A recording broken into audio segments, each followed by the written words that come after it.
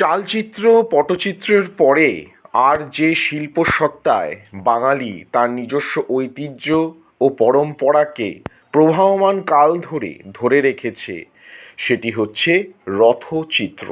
আমরা যখনই রথের কথা আসে তখন আমরা ভাবি যে একটি রথ কশো বছরের পুরনো, তার মধ্যে সাবেকিয়ানা বনেদিয়ানা রয়েছে কিনা এবং রথে জগন্নাথ দেব উঠছে নাকি অন্য কোনো দেবতা রথের মধ্যে বিরাজ করছে সেটা নিয়ে আমরা লেখালেখি করি, ভাবনা চিন্তা করি। কিন্তু রথচিত্র অর্থাৎ রথের গায়ে যে শৈল্পিক নৈপুণ্যতা এবং শৈল্পিক ভাবনা, যে সকল ভগবান দেবদেবীদের ছবি রথের গায়ের মধ্যে সুনিপুণ ছন্দে নাম না জানা শিল্পীরা অঙ্কিত করে রেখেছে, সেই সকল রথের কথা আমরা কজনে ভাবি। তাই সেই ভাবনা থেকেই আমরা চলে গেছিলাম হুগলি জেলার ঐতিহ্যবাহী রামপাড়ার নন্দীবাড়ির রথ দেখতে।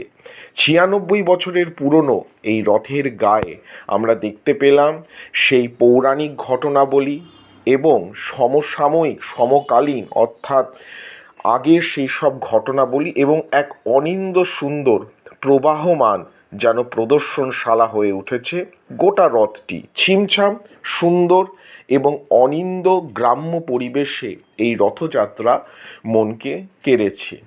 নালিকুল স্টেশন থেকে অটোতে করে শিয়াখালা, সেখান থেকে অটো পাল্টে আরেকটা অটো ধরে আপনাকে চলে আসতে হবে রামপাড়ার নন্দীবাড়ির রথে। সেখানে এই অনিন্দ্য সুন্দর গ্রাম্য লোকজ পরিবেশে লোকজ ছন্দে এই রথযাত্রার সাক্ষী আমরা থাকলাম।